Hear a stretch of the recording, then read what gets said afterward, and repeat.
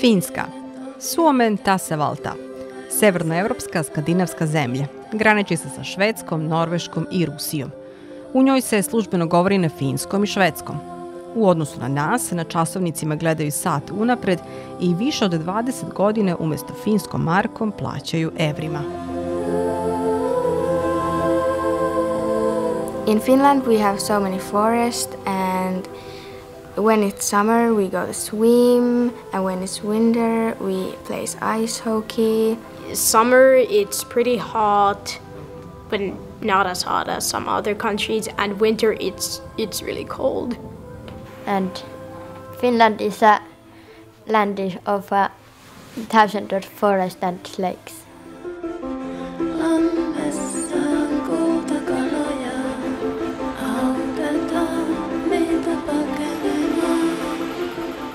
Pretty peaceful, and people are kind, respectful to everybody, and just really friendly. Finland has a lot of nice people that are like super nice to you and on the streets, and we got free school.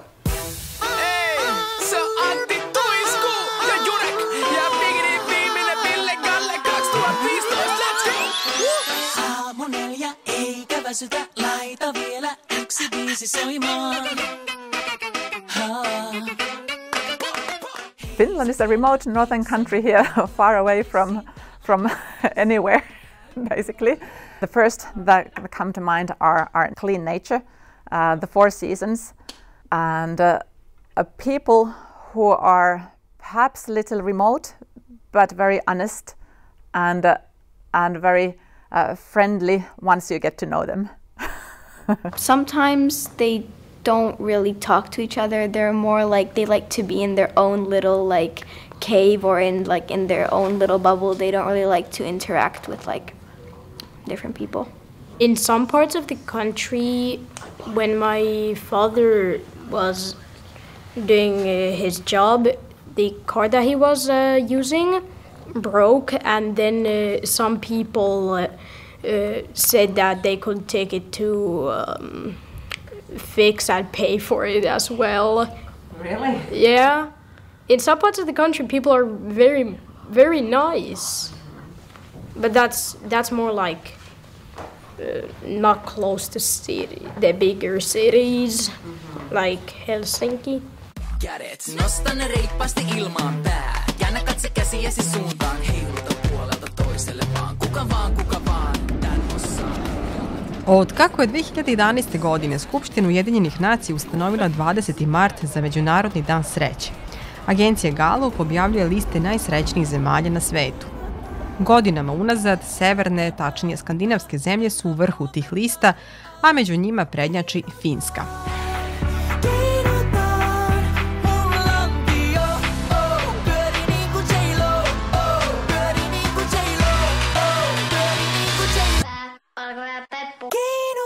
It's the happiest country in the world. Really? Why? I don't know the reason, but it is. And there is a pretty low crime rate.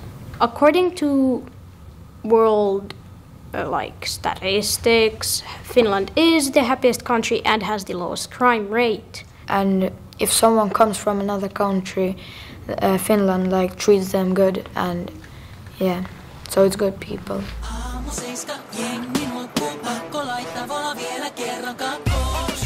Hladnoću klimatskih uslova i neko bi rekao međuljudskih odnosa u Finskoj nadomešćuju socijalna pravda, solidni prihodi, dostupan i funkcionalan zdravstveni sistem, činjenica da kroz celu državu možete da se prevezete, a da niste seli u svoj privatni automobil, da možete slobodno da govorite i mislite i na sve to niska stopa kriminala.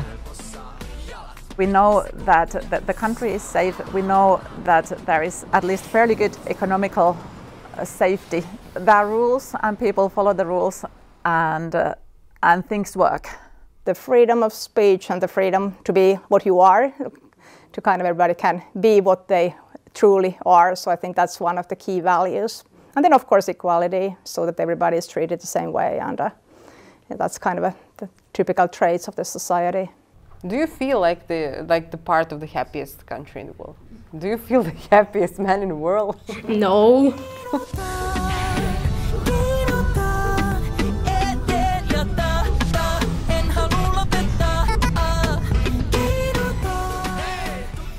I upravo tako, kada sa Fincima nezvanično pričate o sreći, pre ćete dobiti ovakav odgovor. Šta više, neretko će vam reći da su pesimistični i da misle da nikada nisu dovoljno uradili i da uvek može bolje. Ta stalna potreba da se bude bolji, da se prilagođava novim okolnostima i novom vremenu i konstantno uči, možda je i dovela do toga da su Finci među najobrazovanijim ljudima na planeti. Osim finskog i švedskog, nismo naišli na osobu, stariju ili mlađu, koja ne govori i na engleskom jeziku, a u školama đaci uče najmanje još jedan strani jezik.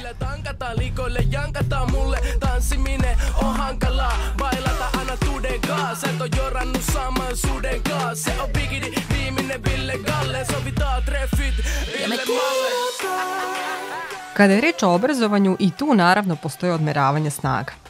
Jedno takvo, međunarodno priznato, je i PISA testiranje, to jest procena znanja učenika starih 15 godina u sposobnosti da funkcionalno koriste svoje znanje čitanja, matematike i nauke, to jest da ga primenjuju u realnim životnim situacijama. Testiranja se rade na svake 3 godine, počevši od 2000. kada su Finci bili prvi na svetu. Pa onda ponovo 2003. pa 2006. i do danas su u prvih 10 zemalja sveta.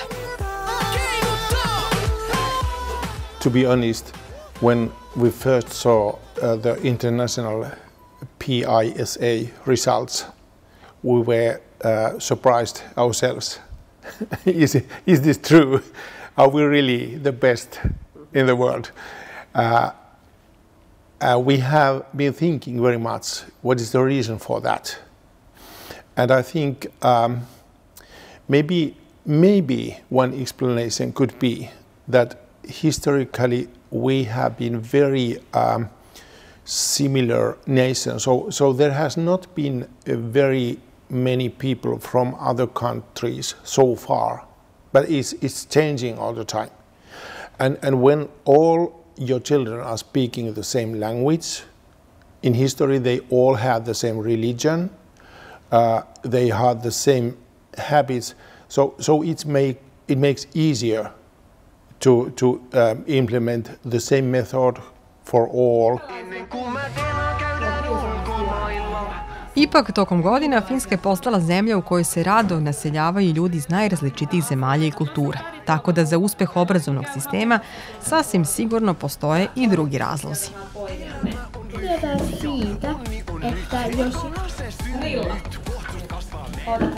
One of the main reasons is the teachers, that we have highly educated teachers. We all have master's degrees, and the teachers who love their work, who have applied to these studies, to this work, and only the top ones have been accepted. Teachers' profession is a very valued profession, both by the teachers and the society. In Finland, our teachers have a great power to decide how do they teach. Me as a principal, I just can't go to the classroom and tell the teacher, do this way, teach this way. No, she and he, they have their own choice. They can choose the method. Absolutely, yeah, because of course the teachers, they go through like a long university studies, like 5 years or more. So, I mean, of course, they have the pedagogical skills, they have the knowledge, and I mean, they are educated people, and I think that they know the best. It's one of the most popular professions, and it has stayed so many years. So almost always it has been so. Well, I think the status is good in the society because, of course, that's an important role, and of course, you have a huge impact on the children. Unfortunately, not the teachers are not on the top of the salary pyramid. No, I would say they are somewhere in the middle, maybe. So the salary is not the reason why it is so popular.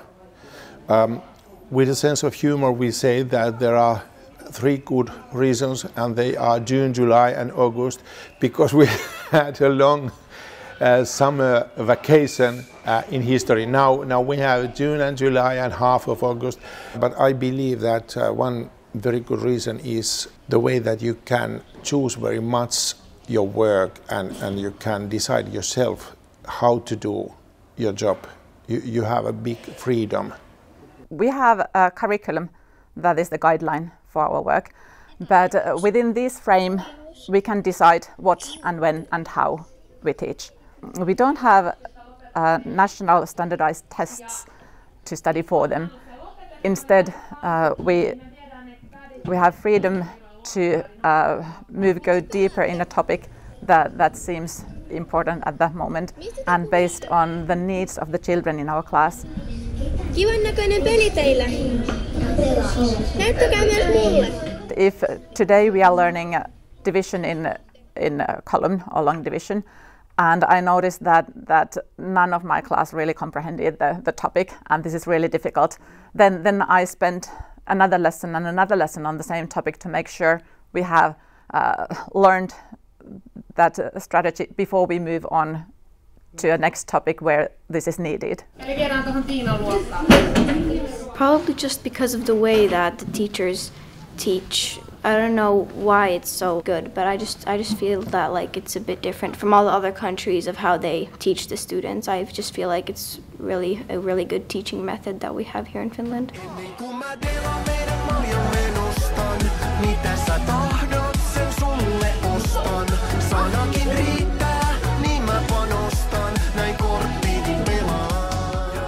I also think that one really important thing that we learn in school is that we take everyone into like games, that we don't leave anyone outside, that we always include everyone. The most important thing that the children need to learn for life is to cope in the society, work together.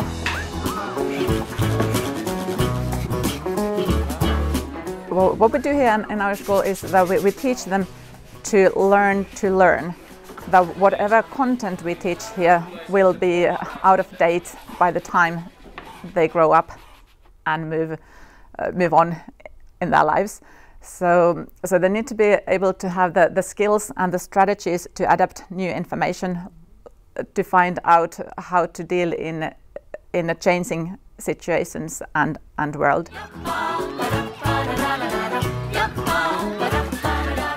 Druga filozofija kojom se vodi finski obrazovni sistem je da je dete u njegovom centru. To zvuči kao nešto što bismo rekli za svaki na svetu.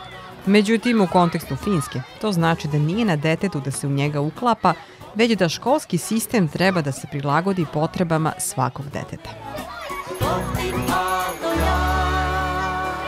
Yeah, that is what we are trying and doing. And of course, it is a great challenge because children really are different. I would say even more now than when I was young.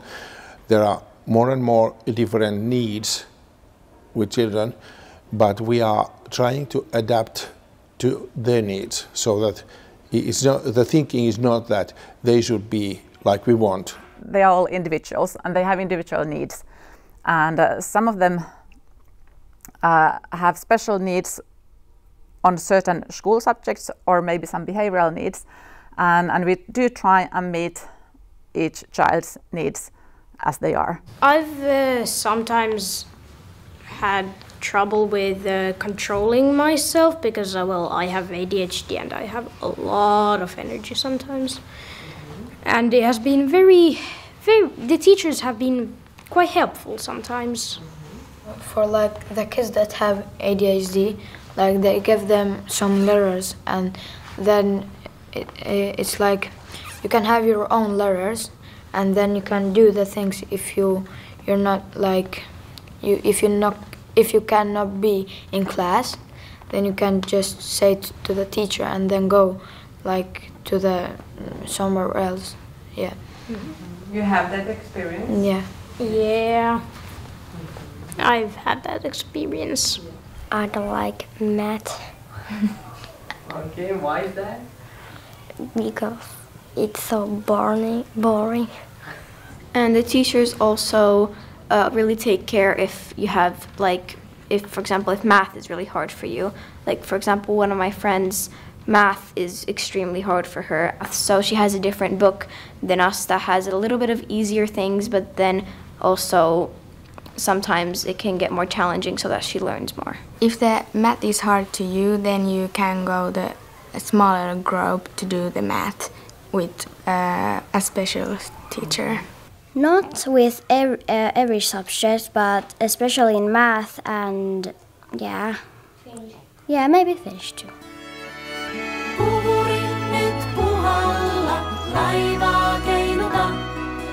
Slično je i kada dete u nekom od predmeta napreduje brže od ostalih đaka u odeljenju.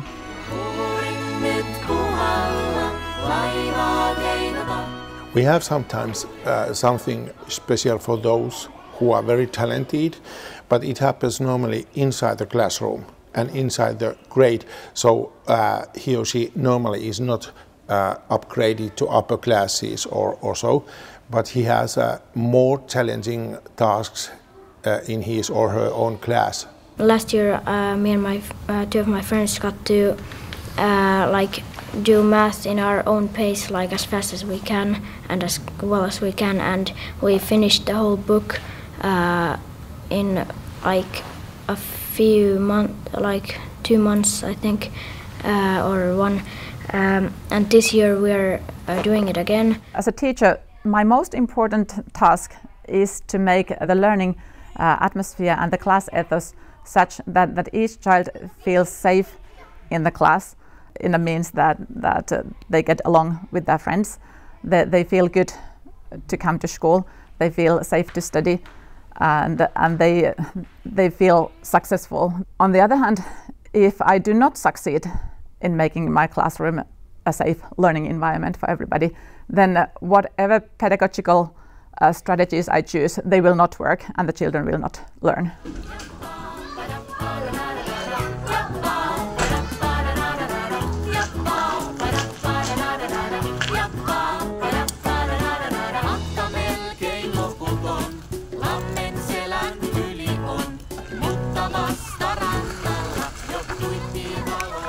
Minun nimi on Totti ja olen 11-vuotias. Tulen kouluun yksin pyörällä ja takaisin. Mä aloitin, kun mä tulin pyörällä ensimmäistä kertaa, niin mä olin 9. Ja talvella mä kävelen kavereiden kanssa tai yksin kouluun ja kotiin.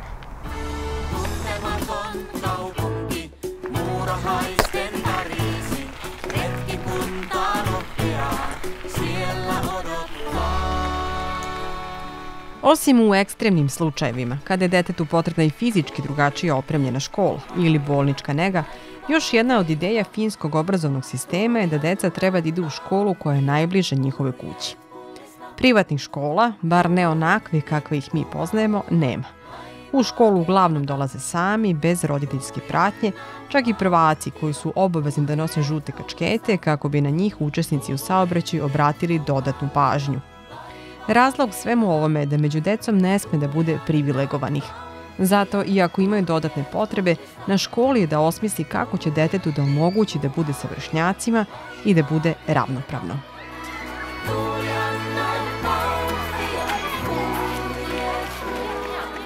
We don't know the children before they are coming to school, but we are interviewing parents, preschool teachers, we are observing them, and we have in every school almost we have the special teachers, and they are checking, they have tests, and we're testing children, and we are looking what they can already, what they can't, is there anything they need, a special need.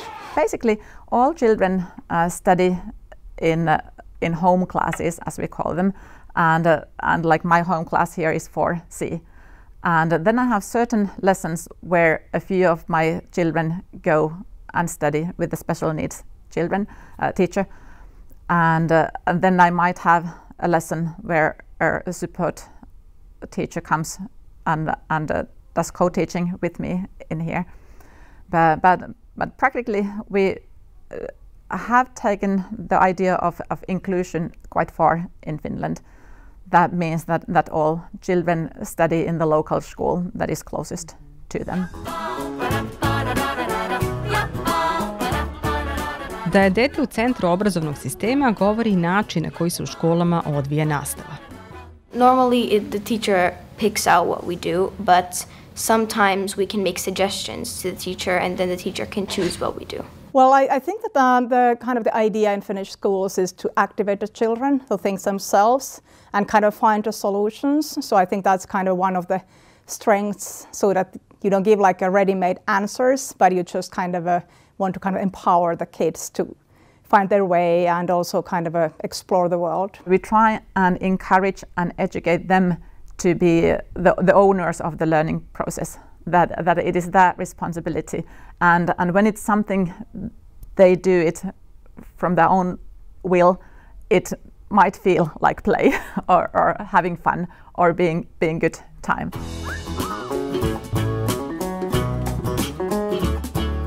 I tako, umjesto da su pasivni primaoci informacija koje potom moraju da reprodukuju usmeno ili pismeno, đaci u Finskoj svoje znanje usvajaju i pokazuju na razne druge načine. I zato je utisak izvana da se deca tamo samo igraju i ništa ne uče. Half of our class sometimes goes with another teacher to like do something, and then the other people that are in class, since we can't like teach only half of the class, then we like sometimes do Wordle, Bingo, and something with our iPads, usually. There is sometimes Kahoots, which are basically quizzes on our iPad, but in the form of a game. Sometimes like a team competition or just competition against other classmates. So they do these games to learn. So it's like a game, and you learn from them, because they ask you a question and then you have to do the right one.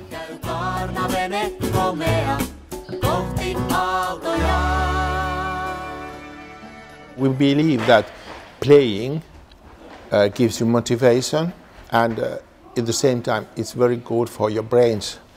So the human being is as a whole, it's not only the knowledge, not only the cognitive system, it's always the total. And if you are well-being, if you play, if you use humor, so it's very good for your learning. And I believe this is the reason why so many phone games are so popular, because we adults too, we love to play. And if you play and you're learning in the same time. We did actually that quite a lot as well in the past as well, but maybe not as much as nowadays, because now, I think the pedagogic idea nowadays is that you can learn a lot by playing, because that's the natural thing what children want to do. They want to play, and when you play, you can also learn. So I think that's also, maybe that's a change. It has been there, but a little bit like a smaller extent in the past, and now it's like, I think now it's the mainstream.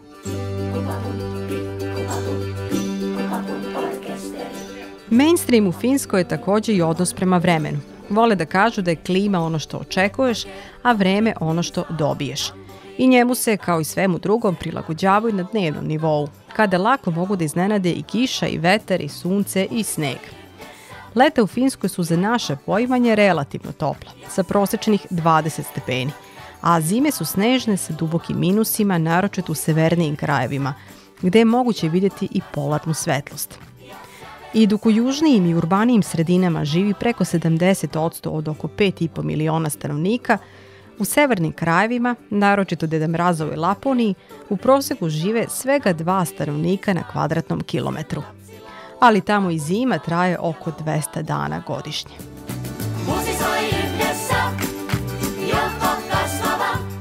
Ipak, koliko god da je hladno, čuveni su prizori iz Finske gde bebe spavaju napolju, dok termometar odbrojeva i do -10. Tako im navika dugog boravka na svežem vazduhu ostaje za kasnije, pa su za školu obavezna preobuka skafander i topla, neprovočiva obuća. When I was a child, when we used to have like a lot of snow here, even in the southern Finland, so we used to ski a lot. And children went by having their skiing shoes when they went to school, Like, so they didn't bring any other shoes than just the skiing shoes, and they brought their skis, and then they went skiing when they had a break or a lunch break or something. So that's something a little bit specific. I don't think that the kids nowadays do that any longer, but yeah. No, it depends the weather, but I wear jacket if it's cold, and if it's rain or snow, so I wear outdoor pants.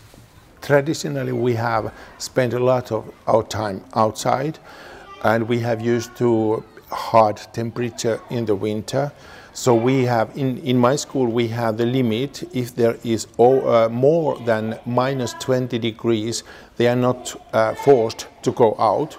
If they're in minus 19, everyone must go out and stay there half an hour, and so, because it's only healthy.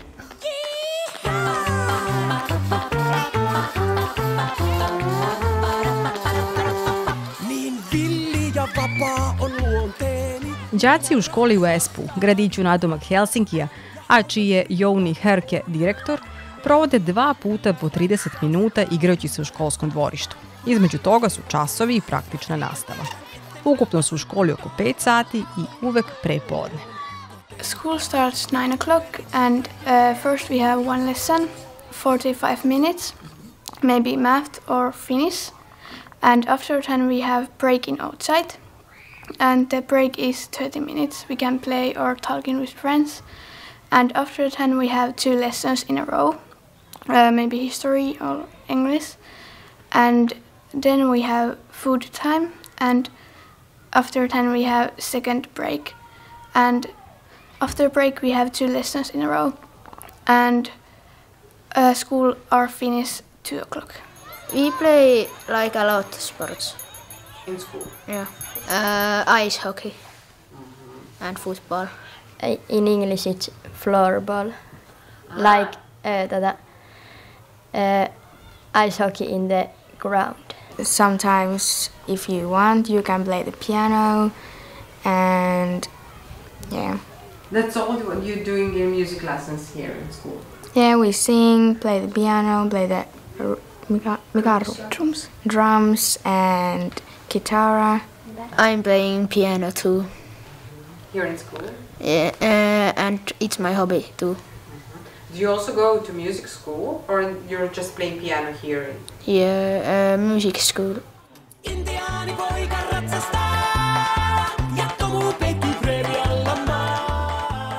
Finci smatraju da čovek, osim teoretskog znanja, mora da ima i spretne prste.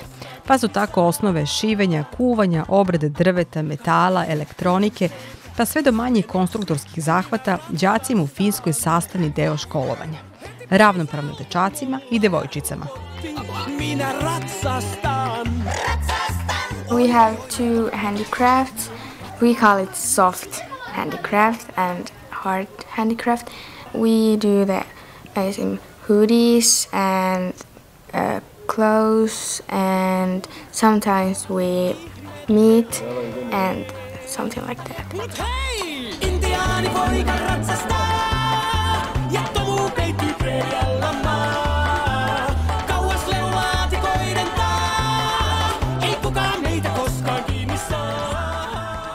Manuelne veštine, mnogo sporta i umetnosti, učenje kako se uči, učenje o empatiji i kako se postaje dobar član zajednice. U presjeku su slike finskog obrazovnog sistema. To nam potvrđuju i đaci u gradu Turku, na jugozapadu Finske. Sa đacima u Turku pričamo o još jednoj važnoj osobini finskog obrazovanja. If you want to go to school, you don't have to pay for your school, which is a good thing for children and for parents that need money. So that's what I think it's important. We have iPads, pencils, erasers, notebooks, books, and the teachers use laptops and TVs to show, and the cameras to show from the book stuff, and show, check the answers if they're correct and all that stuff. All the pencils and the erasers and things, all the teachers buy them, and the principals. So yeah, we don't have to pay to go to school or something. The school bought them, and we have to make sure ourselves that they don't break and that we keep the battery up. And if we don't charge them, we might get maybe a letter to home from our parents' phones that we forgot to charge our iPads or something. And lunch is free too.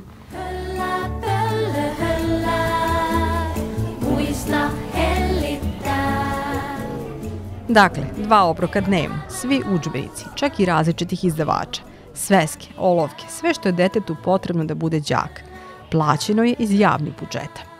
I objašnjenje za to zvuči krajnje jednostavno. It's included in our taxes. So every Finnish people who is working is paying taxes, and from taxes we are collecting all the books to all schools, and this has been so from the beginning of this great change in 1970. I upravo se 70. godine 20. veka računaju kao počeci velike školske reforme. I was a pupil at that time, and whole the Finland changed its school system. We made our basic school system, which is compulsory for everyone, and a very important point is that it doesn't depend how much do your parents earn, how rich they are. Always you have the same possibilities to study, to go to university, to become whatever you want. And I think that was a really great success in Finland. And we still are on that way.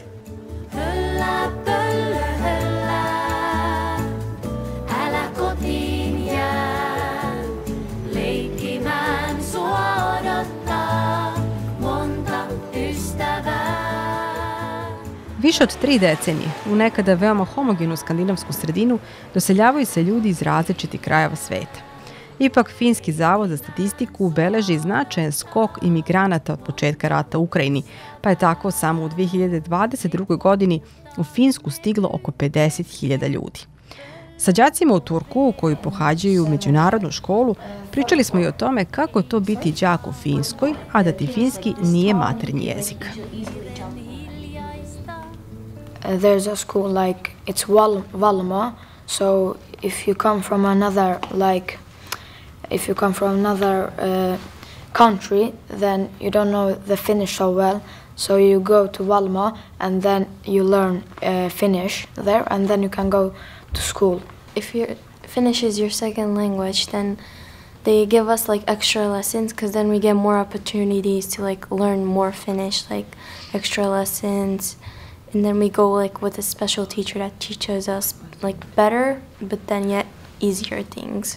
In Finnish, we separate the Finnish speakers and the people that their second language is Finnish. So the people that have their second language as Finnish, they give them easier, and for the Finnish speakers, it's different for them, and the books are different for second language speakers and Finnish speakers.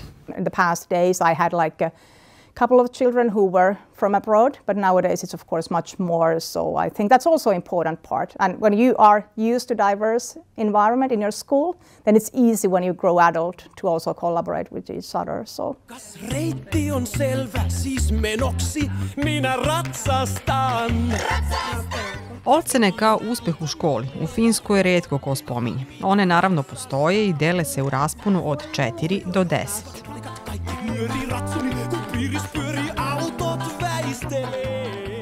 If you are very good, very excellent, you can get number 10. And when I was young, there was a phrase, people say that number 10 is reserved to God. So no one could get that because only God is perfect. But now it's number as others, and you really can achieve that. And number 4 means practically that maybe you have to take your school year another time.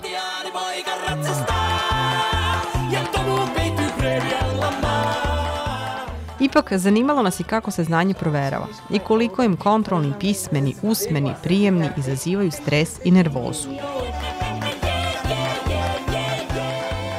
We don't have pop quizzes, at least like we've never had it, but we do, like the teacher announces the test like a week, a little bit more days, like she announces the test so we can study for it. In maths, we have like, when you have done like one chapter, it's like a chapter. When you have done that, you have a test, and then you have to do the test, and then again, when you do another chapter, it's another test.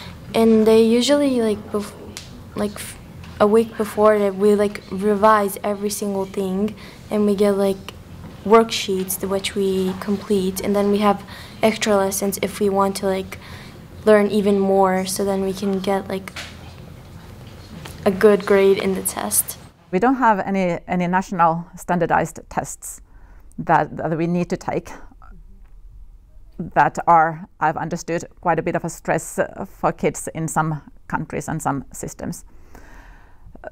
We do have tests, and the point of the test is to make it clear both for the pupil herself or himself, and the teacher and the parents, what level the child is, how well they have comprehended whatever it has been that they were learning. So whether the learning strategies they are using, whether the way of studying is efficient enough.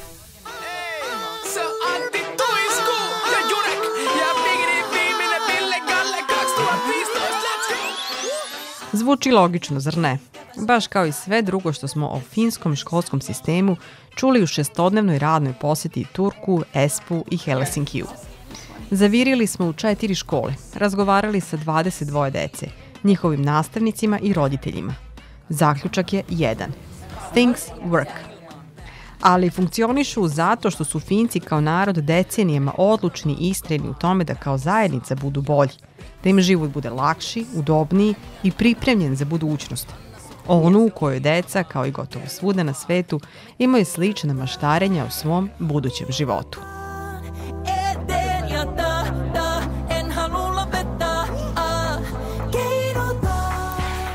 I want to be a footballer, but if I cannot be, so the second option, it's a doctor. I think maybe a vet, I don't know, and maybe like a dog trainer, something like that. I want to be a doctor or then a nurse. One of my options would be a dance teacher because I really like to choreograph my own things. But then my second option would be an interior decorator because I really like to decorate, like for example, my own room or something. I want to be a dentist. I want to be a hockey player.